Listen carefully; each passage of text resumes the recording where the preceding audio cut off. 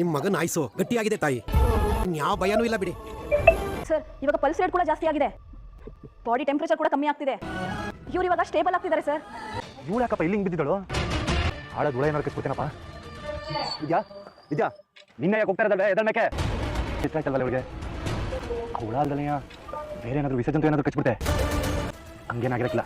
ಹಂಗೇನಾದರೂ ಆಗಿದ್ದಿದ್ರೆ ಇಟೊತ್ತಾಗಲೇ ವಿಷ ಏರಿ ಬಾಯಲ್ಲಿ ನೊರೆ ಬಂದಿರೋದು, ಬಣ್ಣ ಕೂಡ ಬದಲಾಗಿರೋದು. ಹಂಗೆಲ್ಲ ಏನಾಗಿರಕ್ಕಿಲ್ಲ. ಅದಕ್ಕಿಂತ ಹೆಚ್ಚಾಗಿ ಉಸಿರಾಡ್ತಾವಳಲ್ಲ, ಅಪ್ಪಿ ತಪ್ಪಿ ಏನಾದರೂ ಅಂದರೆ ನೋವಾಗಿತ್ತು, ಜಾಗೆ ಬಿದ್ದಲು ಏನು ಕತೆನೋ. ಏನು ಮಾಡಿದ್ರೆ ಎದಳ್ತಲ್ವಲ್ಲಪ್ಪ? ಇಲ್ಲ, ಮೊದಲು ಔಷಧಿ ತೊಗೊಂಡೋಗ್ಬೇಕು. ಅದಂತ ಇವಳನ್ನ ಬಿಟ್ಟು ಹೋಗೋಕ್ಕೂ ಆಗ್ತಿಲ್ಲ. ಎತ್ಕೊಂಡು ಹೋಗೋಣ. ಸ್ವಾಮಿಗಳೇ ನಮಗೂ ಕೊಡಿ, ನನ್ನ ಮಗ ಆಟೋನ್ ಕಷ್ಟಪಟ್ಟು ಹೋಗ್ತಂದವ್ನೆ, ಅವನೇ ಹೇಳೋದ್ ಮೇಕೆ ಯಾಕೆ ಇಷ್ಟೊಂದು ಯೋಚನೆ ಮಾಡ್ತಿದ್ರಿ? ಇದೇನಕ್ಕೆ ಇಷ್ಟೊಂದು ಸ್ವಾರ್ಥಿ ಆಗ್ಬಿಟ್ಟೆ? ಹಂಗಾರೆ ನಾವಿಬ್ರು ಸತ್ತೋಗ್ಬಿಡದ? ಕಡೆ ಪಕ್ಷ ಎಲ್ರಿಗೂ ಕುಡ್ಸಿ ಅಂತ ಒಂದು ಮಾತು ಬರ್ಲಿಲ್ವಲ್ಲ. ಹಂಗೆ ಕುಡಿದ್ರೆ ಯಾರು ಬದುಕಕ್ಕಿಲ್ಲ, ಅದಕ್ಕೆ ಕಡೆ ಪಕ್ಷ ನಾವರ ಕುಡ್ಕೋತೀವಿ. ಅದಕ್ಕೆ ಸಾಯೋ ಪರಿಸ್ಥಿತಿ ಬಂದ್ರೆ ಯಾರು ನಮ್ ಕುಡ್ದು ಅಂತ, ನಮ್ಮವರು ತಮ್ಮವರು ಅಂತ ಯಾರು ಇರಕ್ಕಿಲ್ಲ. ಹೌದು, ನಮ್ಮಮ್ಮ ಅಕ್ಕಂಗೆ ಕೊಡಿ. ಅಯ್ಯೋ ಅವ್ವ, ನಮ್ ಕತೆ ಮುಗ್ದೋಯ್ತು ಕಣವ್ವ. ಅವ್ವ ವಿನಂತಿ. ಡಾಕ್ಟ್ರೆ ಅವ್ರು ಎತ್ತಕ್ಕಾಗಿ ಕಟ್ಬಿಟ್ಟಾರೆ ನೋಡಿ. ಅವ್ವ ಅವ್ವ, ನಂಗೂ ಚಳಿ ಕಮ್ಮಿ ಆಯ್ತು ಕಣವ್ವ. ಇವಾಗ ಹೇಗಿದೆ ಸರ್ ನಿಮಗೆ? ಹೋಗಿಲ್ಲ ಮೇಡಮ್, ಉಸಿರಾಡ್ಬೋದು. ತಲೆ ನೋವು ಸ್ವಲ್ಪ ಕಮ್ಮಿ ಆಗಿದೆ. ನೋಡಿ ಸರ್, ನಿಮಗೆಲ್ಲ ನಾರ್ಮಲ್ ಆಗ್ತಿದೆ ಸರ್. ಇನ್ಮೇಲೆ ನಿಮಗೆ ಯಾವ ತೊಂದರೆನೂ ಇಲ್ಲ. ಸ್ವಲ್ಪ ರೆಸ್ಟ್ ಮಾಡಿದ್ರೆ ಎಲ್ಲ ಸರಿ ಹೋಗುತ್ತೆ. ಅವ್ವ, ನಿನಗೂ ನಮ್ಮ ಮೇಲೆ ಕರುಣೆನೇ ಇಲ್ವೇ? ಅಣ್ಣ ಹುಷಾರಾಗಿರೋದು ನಮಗೆ ಸಂತೋಷನೇಯ, ಆದ್ರೆ ನಮ್ಮ ಬಗ್ಗೆ ಯಾರು ತಲೆನೇ ಕೆಡಿಸ್ಕೋತಿಲ್ಲ. ನಿಮ್ಮನ್ನು ನಂಬ್ಕೊಂಡಿದ್ಕೆ ನಾವು ಸಾಯ್ಲಿ ಅಂತಾನೆ ಸುಮ್ಕೆ ಆಯ್ತಾ ಇದ್ದೀರಾ? ಡಾಕ್ಟ್ರಮ್ಮ, ಇವ್ರಿಗೂ ಔಷಧಿ ಕುಡಿಸಿ ಉಳಿಸ್ಕೊಡಿ, ಅವ್ರನ್ನ ಹೆಂಗಾರ ಮಾಡಿ ಉಳಿಸ್ಕೊಡಿ. ಕ್ಷಮಿಸಿ ಅಮ್ಮ, ಇನ್ನು ನಮ್ಮ ಕೈಯಲ್ಲಿ ಏನೂ ಇಲ್ಲ. ಅಯ್ಯೋ ಲೇ ಚಿತ್ರ, ಪಾಪ ಕಣ ಇವರಿಬ್ರು ಕತೆ ಮುಗಿತು. ಇವ್ರನ್ನ ಯಾರ ಕೈಯಿಂದನೂ ಕಾಪಾಡೋಕ್ಕಾಗಕ್ಕಿಲ್ಲ. ಸಂದಾಗದೆ ಇನ್ನೂ 3 ದಿನ ಇರ್ತೀನಿ ಅಂತ ಕೊನೆಯದಾಗಿ ಹೇಳಿದ್ರಲ್ಲೇ. ಅಯ್ಯೋ, ಈ ಜಾಗದಿಂದನೇ ಹೋಯ್ತವ್ರಲ್ಲೇ. ನೋಡ್ತೀನಿ ಹೆಂಗ್ ಮಾತಾಡ್ಕೋತವ್ರೆ ಅಂತವ. ಡಾಕ್ಟ್ರೇ ಡಾಕ್ಟ್ರೇ ಡಾಕ್ಟ್ರೇ, ನಮ್ಗಿನ್ ಮುಂದಕ್ಕೆ ಸಕ್ರೆ ಶುರುವಾಗೈತೆ ಕಣವ. ಆ 3 ಅಡಿ ನೋಡು, ಅವಳಿಗೂ ಹುಳ ಕಚ್ಚಿ ಅವಳು ಆಗ್ಲೇ ಹೊಂಟೋಗಿರಂಗವಳೆ. ಭದ್ರ ಭದ್ರ, ಏನಾಗ್ಲಾ ಇದ್ದಂಗೆ ಮಾತಾಡ್ಲಾ? ಗೊತ್ತಿಲ್ಲ ಅಮ್ಮಮ್ಮ, ಬರ್ತಾ ದಾರಿಲಿ ಏನಂತ ಬಿದ್ಬಿಟ್ಟಿದ್ದು.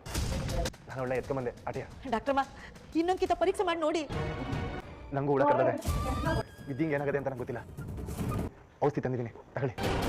ನೋಡಿ, ಯಾರು ಗಾಬರಿ ಆಗಬೇಡಿ, ಯಾರು ಚಿಂತೆ ಮಾಡೋ ಅವಶ್ಯಕತೆ ಇಲ್ಲ. ಈ ಹುಡುಗ ತಂದಿರೋ ಮದ್ದಿಂದ ಇನ್ನು 20 ಜನರ ಪ್ರಾಣ ಉಳಿಸ್ಬೋದು. ಯಾರಿಗೂ ಏನೂ ಆಗಕ್ಕಿಲ್ಲ, ಎಲ್ಲ ಧೈರ್ಯವಾಗಿರಿ. ಸರಿ, ನಾನು ಈಗಲೇ ಸಿದ್ಧ ಮಾಡ್ಕೊಂಬರ್ತೀನಿ. ನೋಡ್ದೇನೆ ವಿನಂತಿ, ಸೋದ್ರ ಮಾವ ಅಂತ ನಮ್ಮ ಅಣ್ಣನ ಮಗ ತಂದೆಗೆ ತಕ್ಕ ಮಗ ಅಂತ ಅನ್ನಿಸ್ಕೊಂಬಿಟ್ಟ ಕಣೆ. ಅದ್ಯಾ ಸುಭಾಸ ನೋಡು, ನಮಗೊಂಚೂರು ಔಷಧಿನೂ ಕೊಡ್ಲಿಲ್ಲ. ಏನೇ ಇದು, ಈಟತ್ತಾದ್ರೂ ಬಂದಿಲ್ಲ? ಅಯ್ಯೋ ಬತ್ತರ್ ಇರವ.